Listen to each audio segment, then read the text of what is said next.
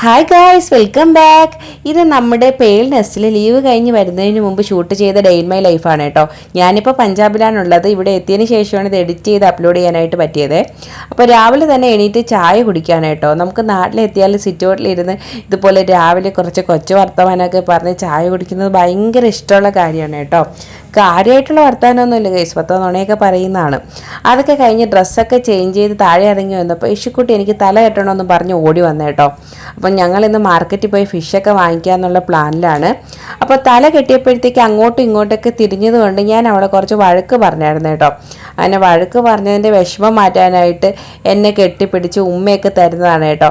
ഞാൻ എന്തെങ്കിലും ഇച്ചിരി കടുപ്പിച്ച് പറഞ്ഞാൽ തന്നെ അവൾക്കത് വഴക്കാണ്.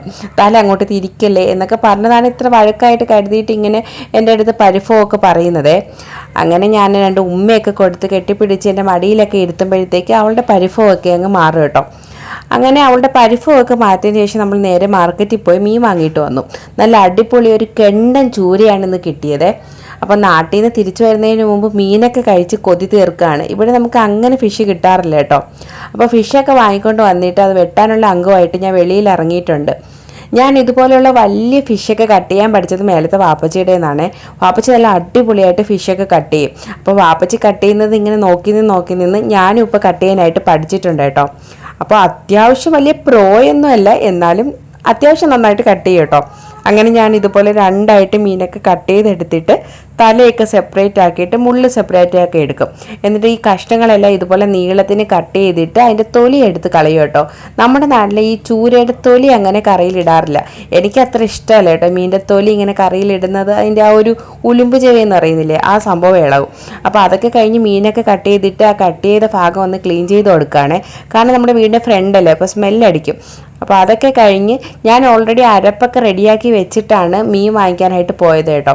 അപ്പോൾ മീൻ കറിക്കുള്ള അരപ്പ് നേരെ അടുപ്പിലോട്ട് വെക്കുകയാണ്. മീൻ കട്ട് ചെയ്ത് കഴിഞ്ഞല്ലോ. അപ്പോൾ നമ്മൾ ഇതിന് വേണ്ടിയിട്ടുള്ള മസാല എല്ലാം ചേർത്ത് നന്നായിട്ട് അരച്ച് വെച്ചതാണ് കേട്ടോ. ഇത് ഓൾറെഡി ഞാൻ തേങ്ങ അരച്ച മീൻ കറിയുടെ റെസിപ്പി ഒരുപാട് തവണ കാണിച്ചിട്ടുണ്ട്.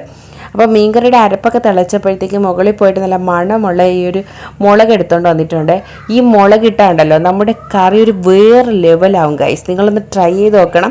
ഈ ഒരു ഉണ്ടമുളകില്ലേ, അതാണ് ഇത് നീല കളറുള്ളൊരു ഉണ്ടമുളകാണ്.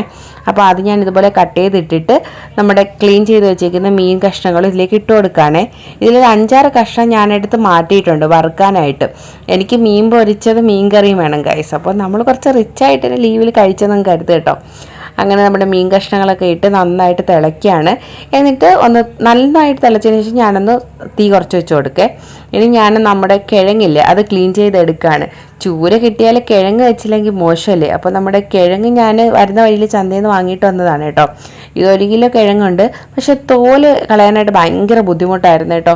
ഞാൻ അവസാനം ഇങ്ങനെ ചീകി അതിൻ്റെ തോലൊക്കെ കളഞ്ഞത്. നമ്മുടെ ആ ഒരു ബയോ പ്ലാന്റ് ഇല്ലേ ഗൈസ്, ഞാൻ മുമ്പ് കാണിച്ചിട്ടുണ്ട്. അത് ഏകദേശം ഇപ്പോൾ 3ാമത്തെ ബോക്സ് നമ്മളിങ്ങനെ നിറച്ചുകൊണ്ടിരിക്കുകയാണ് കേട്ടോ. നമ്മുടെ ഈ പ്രാവശ്യത്തെ ഫുഡ് വേസ്റ്റ്, അതായത് നോൺ വെജ് കഴിച്ചിട്ടുള്ള ഫുഡ് വേസ്റ്റ് എല്ലാം ഇതിൽ തന്നെയാണ് ഇട്ടത്. അടുത്ത പ്രാവശ്യം ലീവ് കഴിഞ്ഞ് വരുമ്പോഴത്തേക്ക് ഇതെല്ലാം നല്ല വേസ്റ്റായിട്ട് ഇരിക്കുമെന്നാണ് ഞാൻ കരുതുന്നത്. അങ്ങനെ ഇരിക്കുന്നെങ്കിൽ നിങ്ങൾക്ക് വീഡിയോ അപ്ലോഡ് ചെയ്യാം കേട്ടോ. അപ്പോൾ നമ്മുടെ കിഴങ്ങൊക്കെ ക്ലീൻ ചെയ്തിട്ടുണ്ട്. അത് നമ്മൾ കുക്കറിൽ വേവിക്കാനായിട്ട് വെച്ചിട്ടുണ്ട്. ആദ്യം ഒരു വിസിലടിച്ചതിന് ശേഷം ഒന്ന് ഊറ്റി കളഞ്ഞിട്ട് വീണ്ടും ഉപ്പിട്ട് ഞാൻ ഒന്നും കൂടി വിസിലടിച്ചെടുക്കേ. അപ്പോൾ നമ്മുടെ മീൻ കറിയിൽ ലാസ്റ്റ് ഞാൻ ഇതുപോലെ കുറച്ച് പച്ച വെളിച്ചെണ്ണ ഒഴിച്ചു കൊടുക്കും. അപ്പോഴാണ് എനിക്ക് ആ ഒരു ടേസ്റ്റ് കംപ്ലീറ്റ് ആയെന്ന് തോന്നുന്നത് കേട്ടോ. അങ്ങനെ പച്ച വെളിച്ചെണ്ണയൊക്കെ ഒഴിച്ച് കറിവേപ്പിലേക്ക് ഇട്ട് നമ്മുടെ മീൻകറി അവിടെ ഇരുന്ന് തിളയ്ക്കുകയാണ്. ഇനി നമ്മുടെ കിഴങ്ങിന് വേണ്ടിയിട്ടുള്ള അരപ്പ് റെഡിയാക്കാം. അപ്പോൾ ഞാൻ ചേർക്കുന്നതെന്ന് വെച്ചാൽ ഒരു അരമുറി തേങ്ങ, പിന്നെ 4-5 അല്ലി വെളുത്തുള്ളി, ഈ മണമുള്ള 2 ഉണ്ടമുളക് ഇട്ട് കൊടുക്കുന്നുണ്ട്. പിന്നെ കുറച്ച് മഞ്ഞൾപ്പൊടി, ജീരകം. അപ്പോൾ ഇത്രയാണ് ചേർത്ത് കൊടുക്കുന്നത്. ഞാൻ ജീരകത്തിൻ്റെ പൊടിയാണ് ചേർക്കുന്നത് കേട്ടോ. ലീവ് കഴിഞ്ഞ് തിരിച്ചു വരാറായതുകൊണ്ട് സാധനങ്ങളിൽ ഏകദേശം കഴിഞ്ഞു. എന്നിട്ട് ഞാൻ കുറച്ച് കറിവേപ്പിലയും കൂടെ ഇട്ട് ഇതൊന്ന് ക്രഷ് ചെയ്തെടുക്കുകയാണ്. നമ്മുടെ വീട്ടിൽ ഇതുപോലൊരു ഷട്ടറിനുള്ളിലാണ് ഈ മിക്സി ജാറൊക്കെ വെച്ചേക്കുന്നത് കേട്ടോ.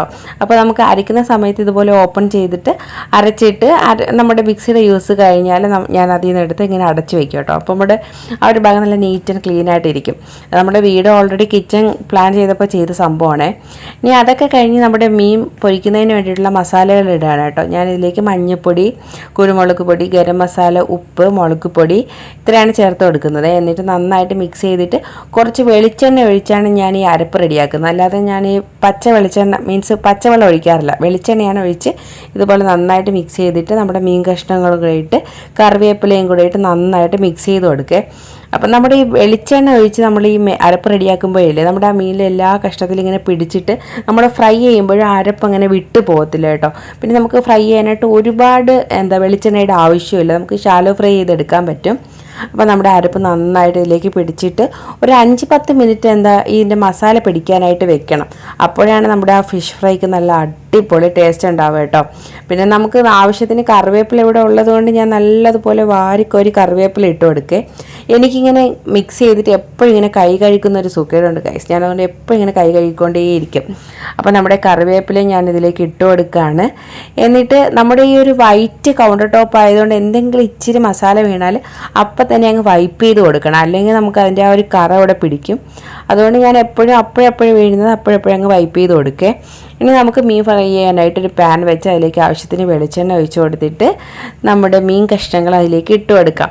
ഞാനൊരു 5-6 കഷ്ണങ്ങൾ മാത്രമേ ഫ്രൈ ചെയ്യുന്നുള്ളൂ കേട്ടോ, ബാക്കിയെല്ലാം ഞാൻ മീൻ കറിയിലിട്ടു. കാരണം ഇതൊരു കൊതിക്ക് വേണ്ടി ഫ്രൈ ചെയ്ത് കഴിക്കുന്നതാണ്. അപ്പോഴത്തേക്ക് നമ്മുടെ കിഴങ്ങ് നല്ല അടിപൊളിയായിട്ട് റെഡിയായിട്ട് വന്നിട്ടുണ്ട് ഗൈസ്. നമ്മൾ നേരത്തെ തയ്യാറാക്കിയ അരപ്പില്ലേ അതെല്ലാം എടുത്ത് നന്നായിട്ട് ഉടച്ച് ഇതുപോലൊരു ലൂസായിട്ടാണ് നമുക്ക് കിഴങ്ങ് ഇഷ്ടം, അല്ലാതെ ഇങ്ങനെ കട്ടിക്കിരിക്കുന്ന കിഴങ്ങ് എനിക്ക് ഇഷ്ടമല്ല കേട്ടോ. അപ്പോൾ നമ്മുടെ ഫിഷ് ഫ്രൈ നല്ല അടിപൊളിയായിട്ട് റെഡിയായി വന്നിട്ടുണ്ട്. കണ്ടിട്ട് തന്നെ കൊതിയാവുന്നല്ലേ. പിന്നെ നമ്മുടെ അടിപൊളി തേങ്ങ അരച്ച് ട്രിവാൻഡ്രം സ്റ്റൈൽ മീൻ കറി, നല്ല അടിപൊളി ചൂരക്കറിയാണ് കേട്ടോ. എൻ്റെ തലേക്ക് ഞാനാണ് കഴിച്ചത്. അപ്പോൾ നമ്മുടെ ചൂരക്കറി റെഡി ആയിട്ടുണ്ട്. ഇനി നമുക്ക് ഫുഡ് കഴിക്കാനായിട്ട് തുടങ്ങിയാലോ. അപ്പോൾ അതുപോലെ തന്നെ ഞാൻ ഒരു വാഴയില എടുത്തുകൊണ്ട് വന്നിട്ടുണ്ട് കേട്ടോ. ഇനി നമുക്കതിലേക്ക് കുറച്ച് ചോറ് ഇങ്ങനെ എതറി കൊടുക്കാം കേട്ടോ.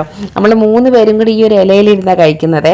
ഇനി നമുക്ക് ആവശ്യത്തിന് കിഴങ്ങും കൂടെ വിളമ്പി കൊടുക്കാം. കിഴങ്ങെന്ന് പറഞ്ഞാൽ നമ്മുടെ കപ്പ, പൂള, ഓരോ സ്ഥലങ്ങളിൽ ഓരോ പേരാണ്.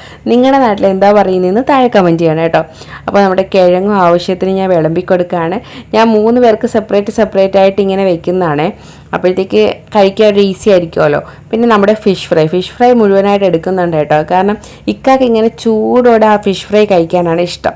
പിന്നെ നമുക്ക് ആവശ്യത്തിന് കോരി എടുക്കാനായിട്ട് നല്ല അടിപൊളി തേങ്ങ അരച്ച് മീൻകറിയും കൊണ്ട് വയ്ക്കുന്നുണ്ട്. പിന്നെ നല്ല ഉണങ്ങിയ മാങ്ങയിട്ട് അച്ചാറാണ്, മാങ്ങാച്ചാറാണ്, നല്ല അടിപൊളി അച്ചാറാണ് കേട്ടോ. പിന്നെ നമ്മുടെ പപ്പടം ഇക്കാക്ക് വേണ്ടിയിട്ട് മാത്രമേ വയ്ക്കുന്നുള്ളൂ കേട്ടോ. അപ്പോൾ ഞാനിപ്പോൾ നാട്ടിൽ വന്നിട്ട് ഭയങ്കര പപ്പടം തീറ്റയായിട്ടുണ്ട്. അപ്പോൾ ഞാൻ ഈ പ്രാവശ്യം കുറച്ച് പപ്പടം കുറച്ചിട്ടുണ്ട്.